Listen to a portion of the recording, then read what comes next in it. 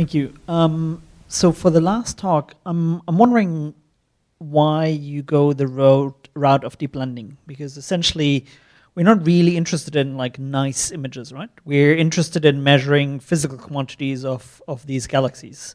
So I mean, one approach that I might take would be to measure, I don't know, the mass of the one galaxy and then as covariant to the mass of the other galaxy.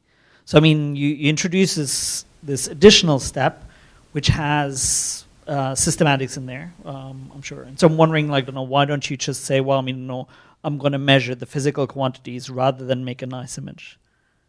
This is supposed to be a component that goes inside the LSST reduction pipeline, and that's going to be the main pipeline that is going to reduce the images and produce photometry and basic shape estimation for all of these galaxies.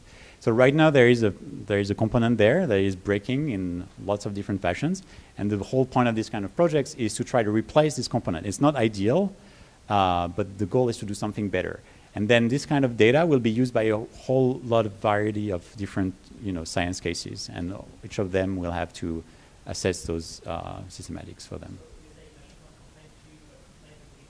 So I agree that touching the data, you're going to mess with it, but at some point you need to do something, and the current way of doing things doesn't work at all. How well does it preserve the photometry? So it preserves the photometry within, so if you include the residuals, it preserves 100% the photometry. So other approaches to this are like applying a neural network directly on an image and trying to guess the output of the blended scene, but then you don't have any guarantees of conservation of flux. So the last generation of sort of deep blending algorithms were fairly deterministic. Whereas if you're going to replace it with a GAN, how do you intend to model things like your selection function for cosmological studies? So maybe I didn't understand your question, but there is no stochasticity here apart from the starting point of the optimization. Sure, but we're going to have to simulate millions and millions of images, again with fake galaxies, to actually model the selection function in this case. Yeah, but the same is true for the current deep blender of LSST.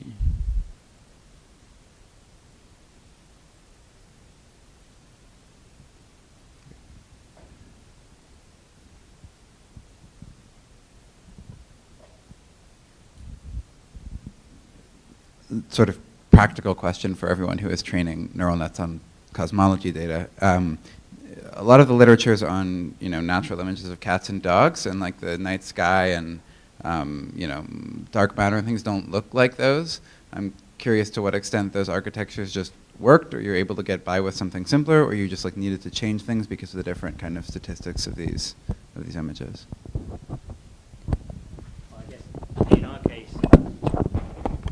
In our case, it just worked pretty much. In other cases, it hasn't. Like, for example, the large dynamic range or something. People have, used different ways of like transforming the data before applying it to these kind of approaches. They can also be sparse data, but you can also. So, I mean, one way is just to pre-process the data to make it look more attractable to these. And another is to like design custom layers and stuff, and that's also pretty easy to do in modern frameworks. So that's a different approach.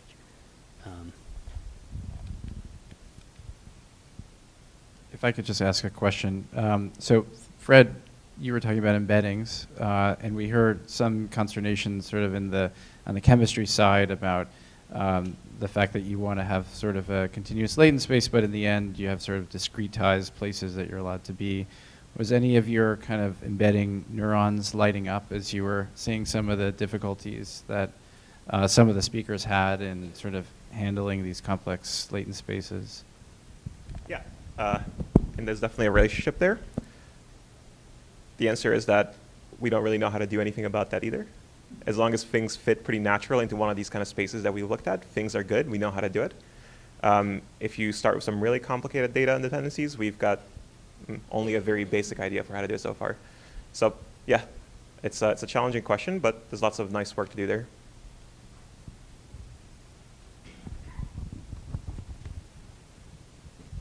Thank you.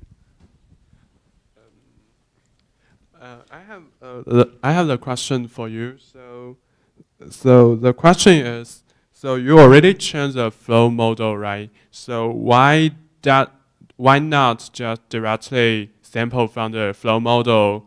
And now you are doing the MCMC and use the flow model to give you some proposal.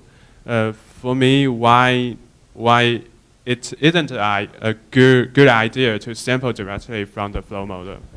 Thank you. That's a good question. So given that our flow model directly gives us a probability density estimate, so it has exact log likelihood, we could, in principle, take that and then reweight against the known sort of unnormalized but known log likelihood that we would want for each data point. The advantage of using a Markov chain here is mostly, I would say, that we can blend this technique with other techniques that exist in the, I guess, in the community. So you can take existing Markov steps and you can throw those in, and you can maybe find some hybrid that has some nice mixed properties that are better, say, than either of the Markov chains by themselves. On the other side, you also have a sort of sociological benefit in that this is what the field is familiar with on the lattice side, and so if you're doing things in a Markov chain in a well-defined way, this is something that we can all sort of trust and understand. But yeah, so there's those two reasons probably. So while you have the microphone, I can ask you another question about the size of the lattice. So we heard from some of the cosmology examples that they're like pretty huge maps, whereas the examples you picked so far are pretty small, but you need to eventually get to much, much bigger, even bigger than the cosmology maps, I guess. Do you have some intuition about how you'll scale up, or is it, because probably you can't just trivially add more output layers, you have to do something innovative, I guess, right? Yeah. So these first, the sort of proof of principle test was on very small lattices, and we were using fully connected architectures which don't scale well. So if you go to 10 to the 12th degrees of freedom and you're talking about, let's say, n squared scaling for your fully connected architectures, that's going to fail. But in the image generation community, they've used a number of techniques to get these things to scale a lot better, be much more data efficient. So we've looked at, or we've thought about, for example, using some techniques like using convolutions instead of fully connected networks, where you only sort of look at the local information in each of your samples, and that's somehow consistent with what we would expect on the physics side, in that there's correlations between the degrees of freedom, but the correlations are strongest in your local neighborhood. And so if you can use that most strongly, then you can sort of discard this idea of a fully connected network. Yeah, I agree. I think especially if it was truly scale invariant, then you could do something really clever with CNNs. And there, actually, I should probably talk to you afterward. There's a nice paper on using CNNs for parton showers, where you actually use fully scale invariant cases, and you can populate a very large phase space by just upsampling, basically. Yeah, it'd be great to talk about that.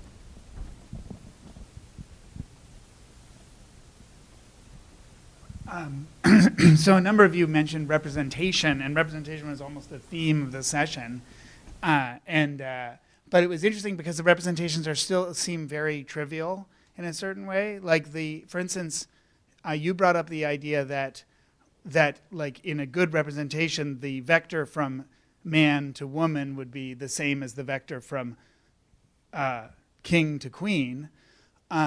But then you talked only about representations that had to do with distances, whereas that difference you were talking about was a vector property of the representation, not a scalar property of the representation. And you mentioned the fact that there'll be symmetries, and we should use the symmetries to reduce the dimensionality of the problem or reduce the freedom of the problem. But then I didn't see any evidence there that you're actually doing that. What is the state of really thinking more about true geometric representations that are much higher order than just kind of these proximal things? Yeah, so I guess I can answer the second half of that first. So there are all of these symmetries present in our physical distributions, and our initial sort of setup didn't exploit those, but we are thinking about ways to put those in. So for example, if we use convolutional architectures, the convolutional kernel by fiat has a translational symmetry built in. And so if you're using that to flow your configurations, then that symmetry, as long as it's baked into the prior as well, will be preserved in your final distribution. And that could be more parameter efficient. So this is another key part of answering how we scale this, is ideally we start to bake those symmetries in, and hopefully that makes things more parameter efficient. I'll pass to you. Yeah, so the first half, no, you're absolutely right. So kind of the origin for this work was just noting the fact that even these scalar distances, you can't capture them for Euclidean space. So it was just like, can we take this first step and get those right? Otherwise, it's pretty hopeless for more general settings where you have these really complex possibilities.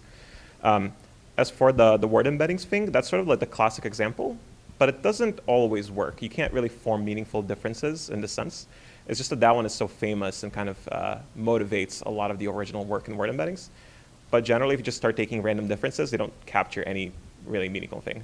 So we're still pretty far away from having like a deep insight into what's going on in these representations. Back.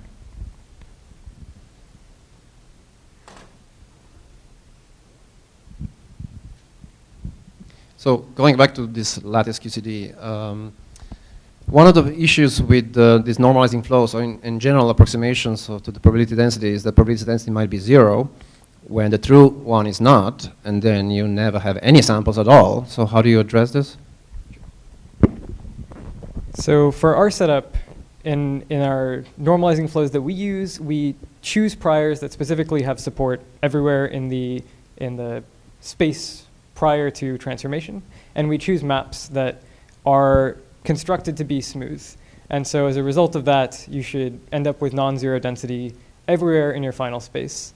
There's sort of an asterisk on that in that if we're working in a non-compact space, it might be possible to sort of arbitrarily minimize your density somewhere, and your network might fluctuate to have very low probability of sampling in certain spaces. And I think the idea here being that we hope to capture most of the distribution, ideally around the modes, but we don't care too much if we lose density in a few patches in the tails, and that is something we would like to understand a little bit better, but we're sort of at a first order trying to just capture the behavior in the modes. Yeah, I'm just not sure that this intuition is correct in high dimensions. In high dimensions, you may be losing huge swaths of volume. Yeah, so I mean, the physical distributions that we work with have sort of low dimensional support in general, or at least approximately low dimensional support. I mean, they're non-zero everywhere, but the large regions of probability are not uniformly distributed at all. So that is something you would want to capture in a normalizing flow generative model as well.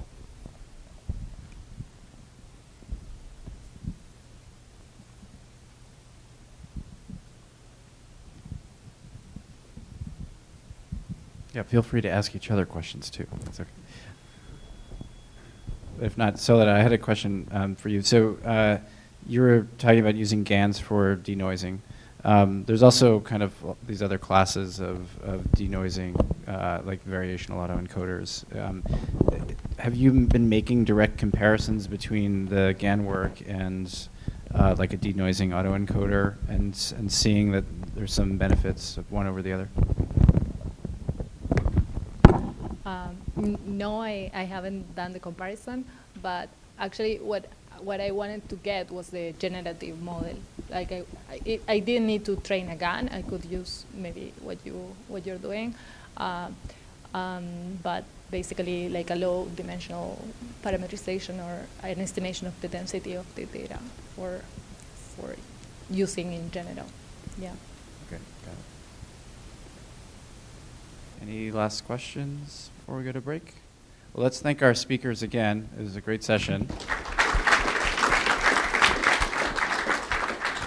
We